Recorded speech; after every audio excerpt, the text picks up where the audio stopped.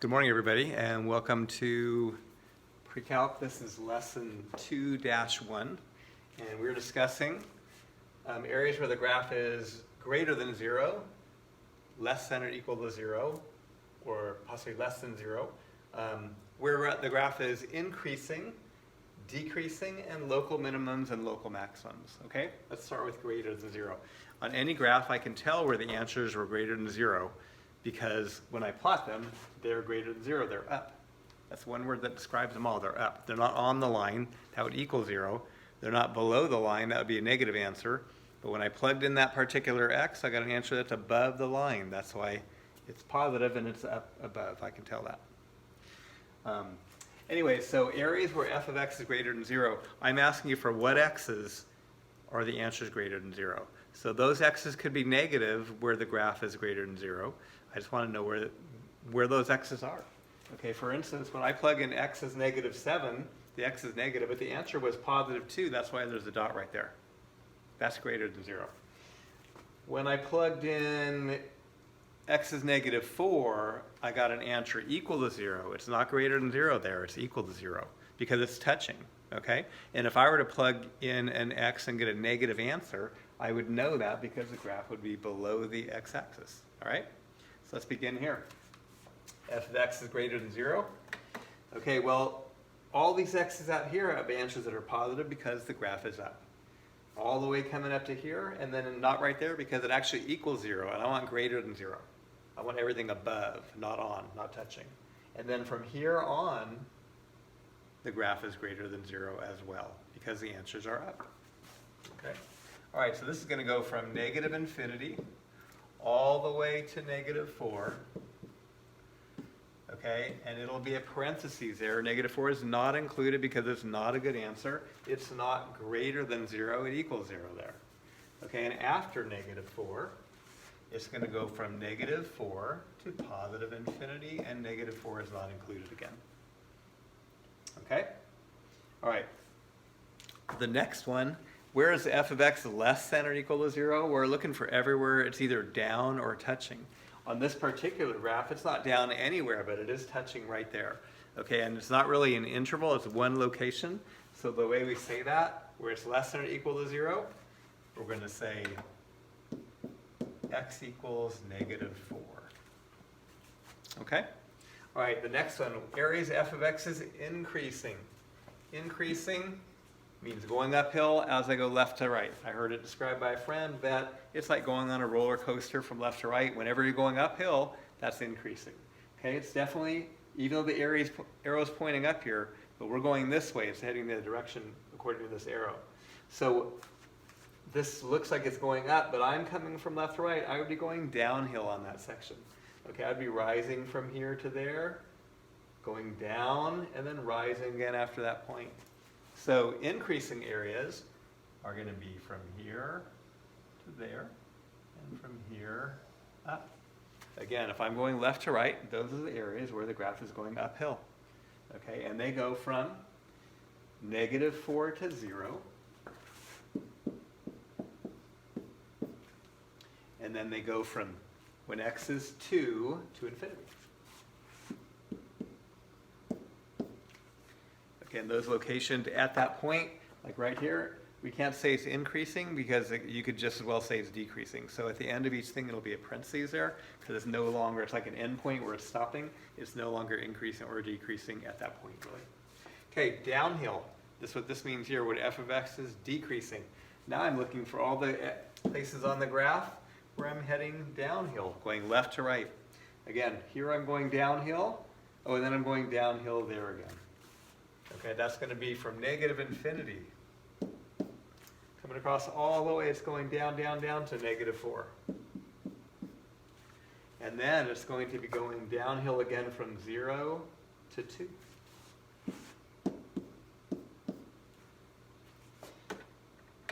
Okay, local minimums and maximums. This is actually the minimum point on the entire graph. Okay? Because there's nowhere it goes lower. That's the actual minimum value. Okay, and this point here, it's a local minimum. So in that little area, in this surrounding area here, it's the lowest point there is, okay, even though it's not the minimum on the graph.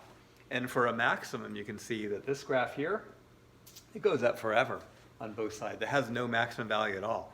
But this is a local maximum because in its surrounding neighborhood there, it's the highest point there is, okay? So for minimums, we're going to put down, well, this one here, even though it's a local minimum, but it's really the whole minimum as well, okay? But this is negative 4, 0. We're listing the points now. And there's another local minimum at 2, 2. It's a little confusing because that's point notation. Those are points, it's not set notation. I'm not talking about brackets or anything here. Okay, local maximum. Let's put that over here so we can get a little more room. Local maximum, well, it goes up forever, but there's only one spot that has a peak, and it's right there. That would be 0, 4. Again, my local minimum and maximum are points, so they have parentheses, not meaning interval notation. That looks confusing because it looks like an interval, but it's not. Okay, next problem, here we go. This particular function, this one has answers that are positive here. It equals 0 here. When I plugged in these values, they were positive, positive, positive, positive, positive, equals 0. Oh, now I got negative answers in here. I can tell because the graph is below the x-axis. And I have negative answers over there as well. Okay? All right, so this says, where is f of x greater or equal to 0? Now I'm looking for everywhere on the graph, that it's above or touching the x-axis. All right, so here we go. Where is it greater than 0? All along here, yes it is. Yes, yes, yes. And this point here, it equals 0, and I'm looking for that as well. So that is a good answer. It's another good answer all the way up here. It's good there. Again, it equals 0. I want that. And then it's no longer good here. So it is good, I'm telling you, all the way coming in to that point there. So from negative infinity, it's either up or touching all the way to, I'm going to call that positive 1, even though it looks like it missed a little bit. Okay, and 1, it equals 0, and that is part of the answer that I'm looking for, so it will get a bracket. Okay? All right, and now, is it either positive or touching anywhere else? It's negative, it's negative right there, it equals 0, and then it's negative again. That point there, since it's not an interval, it's a point. 1, 2, 3, 4, 5, we're going to say x equals 5 there. Okay, next set, less than 0, anywhere below, not touching, okay?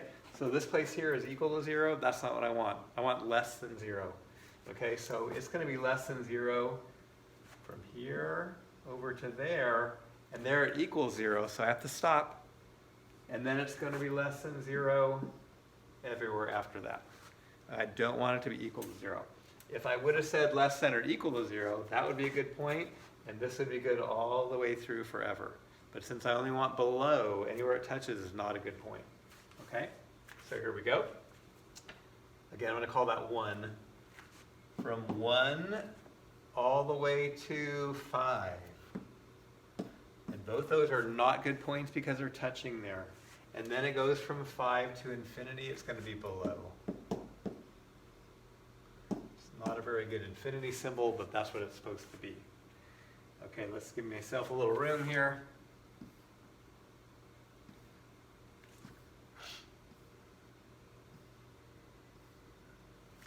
Okay, areas where f of x is increasing again. I'm going left to right on my roller coaster. Everywhere it's heading uphill that way. Okay, again, this left arrow gives students trouble because it said it's increasing there, but that's going the other way, and we're going this way, so we'd be actually going downhill there. Okay, interval is increasing. It's going to be going uphill from here to here, and it's going to be going downhill, and then it's uphill to there, and then downhill. So I'll go ahead and mark those on my graph this way. It's traveling uphill there, and it's going to travel uphill there. And we want to say all the x's where that takes place. Okay, that'll go from negative 5 to negative 1. And then it's going to go from, looks like 3 to 5. Okay, and those are intervals, and we'll have parentheses at the end of the intervals. Okay, where is it decreasing? All the green areas that are left. It's going downhill there, it's going downhill there, it's going downhill there. Okay? It's decreasing from negative infinity all the way up to this point here, which is negative 5.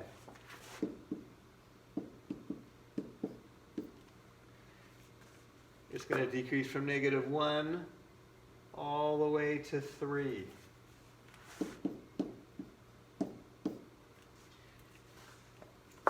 And then after 5, forever. Excuse me. All right, those are all the areas it's heading downhill. Okay, local minimum. Local minimums, low points, bottoms, like if it filled up with rain, where would it fill up? Right there and right there. Those are my local minimums. Notice neither are real minimums because this goes down forever. So I have 2 points, I just say the coordinates there. 1, 2, 3, 4, 5. So negative 5, 0 is a local minimum. And this point here at 3, negative 3 is another local minimum. Last one, local maxes. Let me clean up my board a little bit. Local max is the opposite. Okay, if I were to flip it upside down or to rain upside down, where would it catch? Right here, the top. Okay, and there's another top. Okay, again, neither of those are real maximums, but they're local maximums. In the surrounding area, they're the maximum point. Okay, and that's going to be negative 1, 4. And this point here is going to be at 1, 2, 3, 4, 5, 0. Those are my local mins and max. All right, thank you guys. Thanks for watching. Bye.